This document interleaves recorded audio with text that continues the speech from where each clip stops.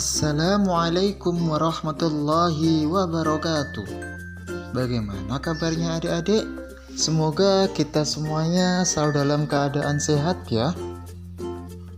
Pada video pembelajaran kali ini, kita akan belajar tentang senangnya meneladani para nabi dan ashabul kahfi. Adik-adik, siapa yang tidak mengenal para utusan Allah Subhanahu wa taala, nabi dan rasulullah yang kita ketahui berjumlah 25 nabi dan rasul? Tahukah kamu siapa saja nabi dan rasul tersebut? Nabi yang pertama adalah Nabi Adam alaihissalam, dan Nabi Muhammad SAW adalah sebagai nabi yang terakhir. Para nabi menjadi utusan Allah Subhanahu wa taala. Selain mengetahui para nabi dan rasul, kamu juga harus meneladani sifat dan perilaku para nabi dan rasul dengan baik melalui kisah-kisah teladan nabi dan rasul. Kisah keteladanan para nabi dan rasul terdapat dalam Al-Quran. Dan pada video pembelajaran kali ini, kita akan belajar tentang kisah teladan Nabi Yunus alaihissalam. Tujuan dari video pembelajaran kali ini adalah kita bisa memahami serta mencontoh dari kisah keteladanan Nabi Yunus alaihissalam.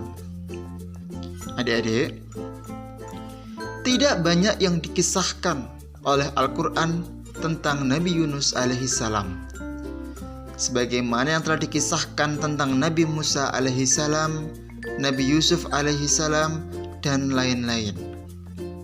Nabi Yunus bin Matta termasuk orang yang soleh sejak sebelum diangkat menjadi nabi dan rasul. Beliau memang seorang ahli ibadah yang tekun. Ia termasuk orang yang lurus, namun ada kelemahannya, yaitu beliau mudah hilang harapan. Beliau diutus oleh Allah untuk berdakwah kepada penduduk di sebuah tempat bernama Ninawa yang bukan kaumnya dan tidak pula ada ikatan darah dengan mereka. Ia merupakan seorang asing yang datang di tengah-tengah penduduk Ninawa. Mereka menyembah berhala, menyekutukan kepada Allah. Namun, di antara sekian banyak kaumnya itu, hanya 2 orang yang mau mengikutinya. 2 orang itu yaitu Rubil dan Tanuh. Rubil seorang yang alim dan bijaksana, sedangkan Tanuh seorang yang tenang lagi sederhana. Nabi Yunus alaihissalam mengancam kaumnya bahwa jika dalam tempo 30 hari mereka tidak insyaf, tidak bertobat kepada Allah Subhanahu wa taala, maka akan diturunkan siksa. Allah Subhanahu wa taala mencela batas waktu itu dan supaya ditambah 10 hari. Dengan demikian, turunnya siksa itu menjadi 40 hari. Ia kembali kepada kaumnya untuk menyampaikan bahwa tenggang waktu bagi mereka ditambah 10 hari. Setelah itu, mereka akan disiksa. Tetapi, kaumnya tetap tidak memperdulikan. Mereka semakin berani untuk menunggu datangnya siksa itu. Nabi Yunus alaihissalam pun putus asa, kemudian pergi meninggalkan mereka. Setelah 40 hari, tiba-tiba muncullah awan gelap di pagi hari. Bertambah siang, mereka melihat cahaya merah seperti api hendak turun dari langit. Mereka pun berbondong-bondong untuk mencari Nabi Yunus, tetapi tidak menemukan Nabi Yunus alaihissalam. Tidak seorang pun mengetahui tempatnya. Lalu mereka bertaubat dan menjalankan ajaran Nabi Yunus alaihissalam. Maka siksa tidak jadi diturunkan. Nabi Yunus alaihissalam tidak tahu harus pergi kemana. Sesampainya di tepi laut, Nabi Yunus alaihissalam menumpang sebuah kapal. Penumpang kapal sebenarnya sudah banyak. Ketika tiba di tengah laut, kapal itu oleng dihantam ombak. Semua perbekalan sudah dikurangi, namun kapal tetap saja oleng. Nahkoda memutuskan untuk melempar salah satu seorang penumpang ke laut dan diadakan undian. Setelah diundi sebanyak 3 kali, yang keluar selalu nama Yunus. Tidak dapat ditolak lagi, maka Nabi Yunus alaihissalam dilempar ke tengah laut. Allah Subhanahu wa Ta'ala tidak menghendaki Rasulnya binasa. Seekor ikan paus besar diperintahkan untuk menelan Nabi Yunus alaihissalam. Di dalam perut ikan itulah Nabi Yunus alaihissalam sadar akan kesalahannya karena telah meninggalkan kaumnya. Ia berdoa kepada Allah Subhanahu wa Ta'ala dan bertaubat kepadanya.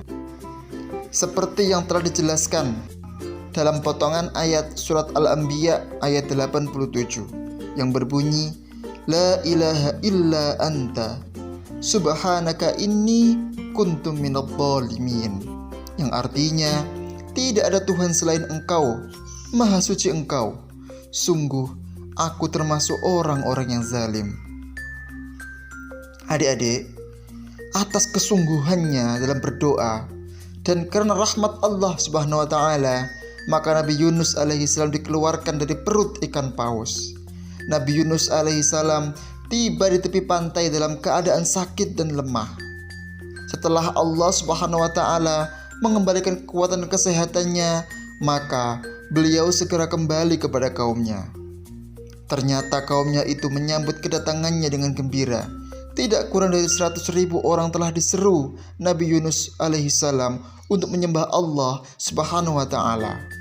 Oleh karena itu, kaumnya menurut dan bersedia diajak beribadah kepada Allah Subhanahu wa Ta'ala. Maka Allah Subhanahu wa Ta'ala memberikan kelapangan dan ketentraman hidup dan kesenangan selama beberapa masa.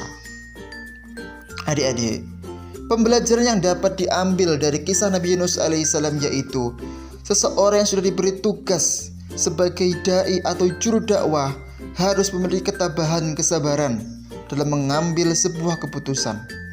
Dalam keadaan yang kurang diterima, dalam sebuah masyarakat harus bersabar mengawal emosinya, serta tetap meneruskan dakwanya dengan bersikap bijaksana dan lemah lembut, sebagaimana firman Allah Subhanahu wa Ta'ala dalam surat An-Nahl ayat 125 yang berbunyi, A'udzu billahi minasyaitonir rajim.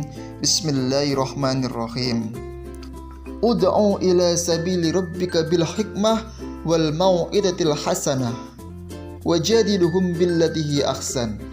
Inna rabbaka huwa a'lamu biman dhalla an sabili wa huwa a'lamu bil muhtadin. Yang artinya, serulah manusia kepada jalan Tuhanmu dengan hikmah dan pelajaran yang baik dan bantahlah mereka dengan cara yang baik.